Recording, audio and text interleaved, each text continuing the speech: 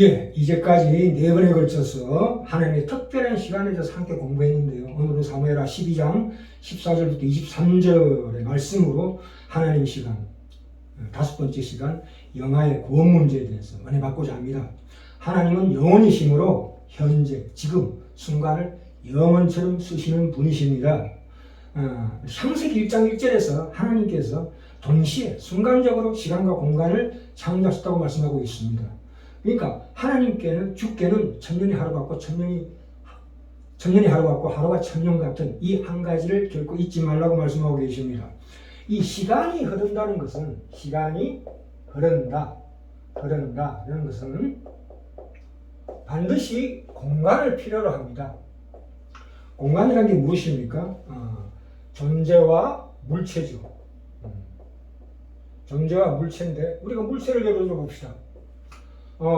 그 태양과 지구가 질량, 그러니까 크기에 따라서 시간이 달라집니다. 속도에 따라서도 달라지고요. 자전거 공전에 의해서 우리가 배웠습니다. 그러니까 이 시간의 경과, 시간이 흐른다는 것은 이 물체들이 빚어내는 그 상호작용과 관련된 물리적 체계에 의해서 이루어지기 때문에 시간이 흐른다는 것은 반드시 존재와 물체가 있어야 된다. 특히 우리가 지금 집중하고 있는 것은 존재인데, 존재라는 게 무엇입니까? 우리가 나의 가족, 이웃관계, 또 특별히 하나님의 관계, 그 상호작용이 세상의 사건이 되는 거거든요. 그러니까 상호작용, 존재의 그 하나님과 인간과 인간 사이의 이 관계 속에서 벌어지는 사건이 있어야 시간이 흐른다고 얘기합니다. 그렇죠? 사건이 없으면 시간이 흐른다는 개념이, 설명이 불가능합니다. 그래서 하나님께서 이 존재와 물체를, 이 공간을 펼치셨다 이 말입니다. 그 속에서 하나님은 천년이 하루 같고 하루가 천년 같은 그런 시간을 마음대로 조절하십니다. 좌지우지하신다 이 말입니다. 자, 우리가 볼 때에 오늘 사무엘하 12장 14절부터 23절 말씀을 들어가 봅시다. 자, 15절에 다윗은 하나님의 징계로 그 아이가 병들었습니다. 그래서 7일 동안 금식하면서 하나님께 기도하였습니다. 근데 이 아이가 밧세바의 아들이죠. 그러니까 밧세바의 잘못된 관계로 인해서 태어난 이 아이가 이래 만에 죽습니다. 근데 다윗은 분명히 알고 있습니다. 이것은 하나님의 징계로 그 아이가 병들었을 때에 그랬습니다. 그러니까 이래 만에 죽는다고 18절에 나오죠. 자, 그 전에 저기 10절부터 12절 봅시다. 이 우리아의 철을 뺏어서 간통하는 바람에 하나님께서 특별히 이런 징계를 내리십니다. 나단이 나타나서 14절에 뭐라고 나옵니까? 이 일로 인하여 여호와의 원수로 크게 회방할 거리를 얻게 하였으니 당신의 낳은 아이가 정령 죽으리라 이렇게 얘기하십니다. 그래서 15절에 우리아의 처가 다윗에게 낳은 아이를 여호와께서 치심에 심히 앓는지라 이렇게 말씀하고 계십니다. 이 다윗의 첫째 부인이 미갈인데 사울의 딸입니다. 근데 여기는 무자식이라서 치지 않습니다. 그러니까 이 다윗 아들의 서열을 보자면은 첫째가 암논입니다. 둘째가 길라압이고 셋째가 압살롬이고 넷째가 아도니아입니다. 근데 여기 보면은 칼이 내 집의 영영이 뭐라고 그랬습니까? 10절에 칼이 내 집의 영영이 떠나지 아니라 하리라고 했습니다. 영영이라는 말은 다윗이 살아있는 동안 계속할 것을 가리킵니다. 다윗이 생전에 그 가정 안에서 살인사건이 계속 일어나게 됩니다. 그렇죠. 압살롬이 그 형제 암논을 죽이고 압살롬 자신은 반란을 일으켰다가 전장에서 죽습니다. 사무엘하 18장에 나옵니다. 다윗의 아들 아도니아도 왕권을 넘보다가 솔로몬에게 죽임을 당합니다. 열왕기 4장에 나옵니다. 2장에. 자, 그래서 이 밧세바는 7째 아내입니다. 7째 아내의 죽은 아이 빼고 4번째 아들이 솔로몬입니다. 이 첫 번째, 밧세바에게 낳은 첫 번째 아이가 이렇게 이래 만에 죽는 그런 하나님의 징계를 당합니다. 그런데 이 아이가 죽자마자 바로 그 말씀대로 하나님께 순종합니다. 뭐라고 합니까? 그 아이는 내게로 돌아오지 아니하리라. 그러나 나는 제게로 가려니와 이렇게 말하고 있습니다. 다윗이 분명히 자기 죄 때문에 이 아이가 죽는다는 것을 정확하게 알고 있었습니다. 그러니까 이 아이가 죽음과 동시에 바로 금식을 풀고 밥을 먹고 그랬습니다. 그것은 이 다윗이 바로 이 죽은 아이에게 돌아가는 자기도 이제 결국은 말하자면 천국이죠. 천국으로 가려니와 그 아이는 내게로 돌아오지 아니하리라. 이렇게 얘기했던 이 23절을 봤을 때 다윗은 그 아이의 간 곳이 행복한 곳임을 암시하고 있습니다. 물론 부모의 구원과 자녀의 구원이 밀접하게 연결되어 있지만 부모의 믿음으로 영아가 구원받는다는 이야기는 결코 아닙니다. 영향은 받지만 자, 다시 봅시다. 구원에 관한 대표적인 원리에서 사도행전 16장 51절이 나옵니다. 주 예수를 믿으라. 그리하면 너와 네 집이 구원을 얻으리라 했을 때, 네 집이 구원을 얻으리라 했을 때 당연히 그쪽에는 어린아이나 영아가 포함됩니다. 이사야서 11장 8절에 나중에 천국에서 그때에는 젖먹는 아이가 독사의 구멍에서 장난치며 젖된 어린아이가 독사의 굴에 손을 넣을 것이라 이렇게 말씀하고 계십니다. 천국의 평화로운 광경 속에서 영아가 있다는 것을 암시하고 있습니다. 출애굽 전날에 문설주와 임방에 어린 양의 피를 발랐을 때도 어른들만 해당되는 것이 아니고 반드시 어린아이나 영아가 포함되어 있다고 봅니다. 구약시대 할례는 신약시대 세례의 예표인데 태어난 지 8일 된 어린아이들을 행했다는 것입니다. 그렇죠? 영아 상태로 죽은 어린아이는 자기가 스스로 죄를 짓진 않았습니다. 자범죄는 짓지 않았지만 원죄가 유전되기 때문에 우리 기독교교회의 가장 중요한 교리가 무엇이냐면 전적 타락, 전적 부패의 교리입니다. 모태 속에서 그러니까 10편 51편 5절에 보면은 반드시 거듭나야 된다고 말하고 있습니다. 그렇죠? 그 근거 구절이 있어요. 10편 51편 5절에 내가 다윗이 고백합니다. 내가 죄악 중에 출생하였으며 모친이 죄 중에 나를 잉태하였나이다 이렇게 고백하고 있습니다. 이 51편은 언제 지었냐 하면 그 위에 보시면 바세와 동침한 후에 선지자 나단이 저에게 온 때에 지은 시입니다. 내가 죄악 중에 출생하였으며 모친이 죄 중에 나를 잉태하였나이다 하는 말씀은 그 원죄가 유전된다는 얘기입니다. 봅시다. 10편 51편 가봅시다. 5절은 그렇게 나와 있고 3절에 보시면 대전하는 내 죄가를 나오니 내 죄가 항상 내 앞에 있나이다 이렇게 고백하고 있습니다.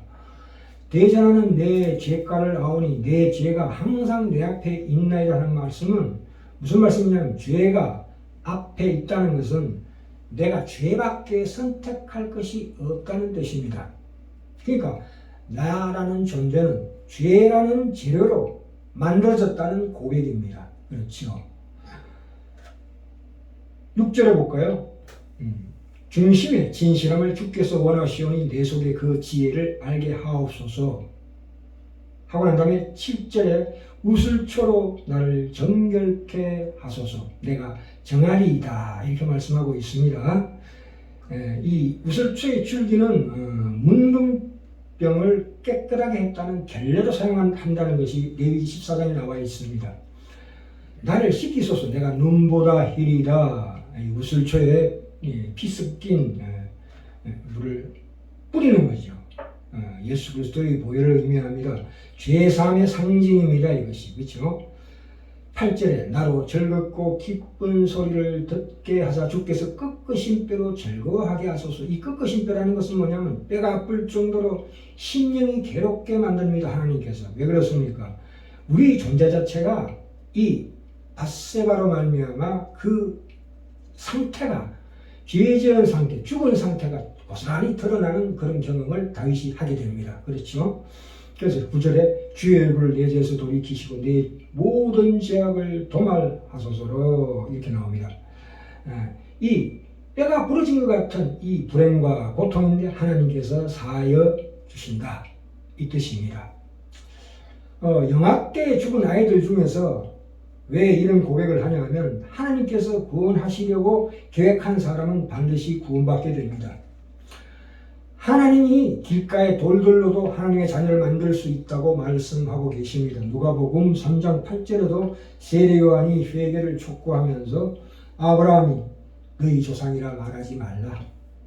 하나님께서는 능히 이 길가의 돌들로도 아브라함의 자손이 되게 하시리라고 말씀하고 계십니다. 물론 하나님께서는 자신의 선하신 의도와 반대되는 방식으로는 영역을 사용하지 않으시지만 말하자면 그렇다 이 말씀입니다. 이 하나님께서는 죄인이 예수를 믿어 구원받게 하실 때에 반드시 어떤 일정한 방법을 순서를 따라서 질서를 따라서 구원하십니다. 무슨 말씀이냐면 고린도전서 1장 21절에 보시면 전도의 미련한 방법으로 우리를 구원하시기를 기뻐하신다고 말씀하고 계십니다. 복음을 들음으로써 들을 기회를 허락하시는 하나님이시다 이 말입니다. 그럼 영화는 그를 들을 기회가 없었습니다. 그러나 하나님께서는 그 영아에게 들을 기회를 허락하시는 하나님이십니다. 이제까지 하나님의 특별한 시간에 대해서 여러 시간에 대해서 말씀드렸는데 하나님은 순간을 영원처럼 쓰시고 영혼을 순간처럼 쓰시는 하나님이시기 때문에 그것이 능히 충분한 하나님의 구원의 조건이 될 수 있다 이 말입니다. 영아들이. 그러니까 영아들이 자신을 책임질 수 있는 나이에 이를 때까지 하나님의 특별한 배려가 있었다고 우리는 생각할 수 있습니다. 그렇게 추정할 수 있습니다. 그 하나님의 시간 속에서 영아의 구원 문제는 성령의 뜻에 맡기고 우리가 따라가야 한다 이 말입니다. 택함 받은 영아는 성령에 의해서 거듭날 수 있습니다. 그렇게 해서 거듭나서 구원받을 수 있습니다. 단 하나님께서 선택하시고 작정하신 택하신 영아에 한해서입니다. 물론 부모의 그 신앙도 조금 영향이 있지만 부모가 믿음이 좋다고 해서 영아가 구원받는 것은 절대 아닙니다. 그렇게 얘기하는 것은 이단입니다. 예. 자, 그러면 이 사실을 우리가 마지막으로 로마서 5장을 통해서 한번 확인해 보도록 하겠습니다. 로마서 5장에 가시면 로마서 5장 12절부터 21절 사이에 말씀이 나옵니다. 5장 12절 이름으로 한 사람으로 말미암아 죄가 세상에 들어오고 죄로 말미암아 사망이 왔나니 이와 같이 모든 사람이 죄를 지었으므로 사망이 모든 사람에게 이르렀느니라. 그렇죠. 이 영아가 죽는 것도 바로 죄로 말미암아 죽는 것이다. 이렇게 얘기하고 있습니다. 14절에 이 아담의 오실자의 표상인 예수 그리스도로 말미암아 15절에 우리에게 예수 그리스도의 은혜로 말미암는 선물, 은혜와 의의 선물로 구원받는다고 말씀하고 있습니다. 아담으로부터 죄를 유전받은 그 영아도 그리스도를 통한 은혜와 의의 선물로 구원받는 것이 확실합니다. 그렇지요. 이게 선물이죠. 17절에 한 사람의 범죄를 인하여 사망이 그 한 사람으로 말미암아 왕노릇 하였은즉 그보다 더욱 은혜의 의의 선물을 넘치게 받는 자들이 한 분 예수 그리스도로 말미암아 생명 안에서 왕노릇 하리로다 이렇게 나옵니다. 그렇죠. 18절에 그런즉 한 범죄로 많은 사람이 정죄에 이른 것 같이 그렇죠. 이 다윗 때문에 그 정죄에 이른 그 징계 때문에 정죄에 이른 것 같이 의의 한 행동으로 말미암아 많은 사람이 의롭다 하심을 받는다는 것은 당연한 이치입니다. 생명에 그것이 그리하여 생명에 이르렀느니라 이렇게 말씀하고 계십니다. 그러니까 19절에 한 사람이 순종치 아니함으로 많은 사람이 죄인 된 것 같이 죽은 것 같이 한 사람의 순종하심으로 많은 사람이 의인이 되리라. 영화도 예외 아닙니다. 그래서 21절에 이는 죄가 사망 안에서 왕노릇한 것 같이 은혜도 또한 의로 말미암아 왕노릇하여 우리 주 예수 그리스도로 말미암아 영생에 이르게 하려 함이니라 이렇게 말씀하고 계십니다. 예수님은 히브리서 13장 8절에서 어제나 오늘이나 영원토록 동일하시다. Jesus Christ the same yesterday and today and forever. 그렇게 말씀하고 계십니다. 그러니까 지금까지 존재했던 모든 순간과 그 과거죠. 앞으로 다가올 모든 순간 또한 현재의 모든 순간이 다 예수 안에 있다는 뜻입니다. 그래서 그 지금 현재 순간 그것을 크게 확장시키시기도 하고 천년만큼 그것을 좁혀서 순간으로 사용하시기도 하는 이 놀라운 하나님의 시간에 대한 은혜를 정확하게 알아서서 우리 영아의 구원 문제도 그게 적용이시면 충분히 우리가 이해 가능하리라고 믿습니다. 네, 여기까지. 다음 시간에는 우리가 우리 조상을 포함해서 모든 복음을 듣지 못하고 들을 기회를 허락받지 못한 자들의 구원에 대해서 또 깊은 우리 은혜를 나눌까 합니다.